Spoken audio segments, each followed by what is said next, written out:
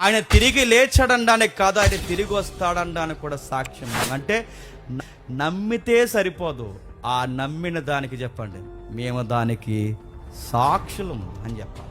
మేము దానికి సాక్ష్యం చెప్తున్నాం. ఎస్, ఆయన లేచాడు. నువ్వు చరిత్ర ప్రకారం అడుగుతావో, సైంటిఫిక్గా అడుగుతావో, జోగ్రఫికల్గా అడుగుతావో, ఎలా అడుగుతావో అడుగు. ఎంత మేధావి అయినా నీ టెర్మినాలజీ నాకు తెలియకపోవచ్చేమో కానీ పక్కా నేను నమ్మిన ఫెయిత్ నేను ప్రూవ్ చేస్తా అని నువ్వు సాక్ష్యంగా నిలబడాలి. నిలబడగలవా? నువ్వు నిలబడాలి. నువ్వు చదివిన అందుకే చదవాలి, నువ్వు ఉద్యోగం చేసిన అందుకే చేయాలి, నువ్వు సంసారం చేసిన అందుకే చేయాలి. నువ్వు ఏమి చేసినా నీ ఇరుగు పొరుగు సమాజానికే చెప్పండి నీ ప్రభువుని ప్రూవ్ చేయడానికి, ఎవడని చూపించడానికి నువ్వే ఒక కదిలే సాక్ష్యం అవ్వాలి. ఉండగలవా? తిరిగి లేచాడు నమ్ముతున్నానండి, తిరిగి లేచి నువ్వేంటి దయ్యాలు కూడా నమ్ముతాయి తిరిగి లేచా?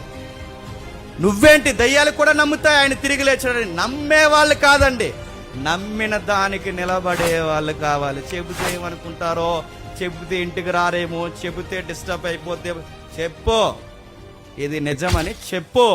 రాజులు ఎదుటి నిలబడినా చెప్పు, ముఖ్యమంత్రి ఎదుటి నిలబడినా చెప్పు, వాడు నీకు ఎంత క్లోజ్ ఫ్రెండ్ అయినా చెప్పు. రే ఇది నా ఫెయిత్ రా, దీనికి రుజువులు ఉన్నాయిరా, దీన్ని నువ్వు ఎద్దేవా చెయ్యొద్దురా అని చెప్పు.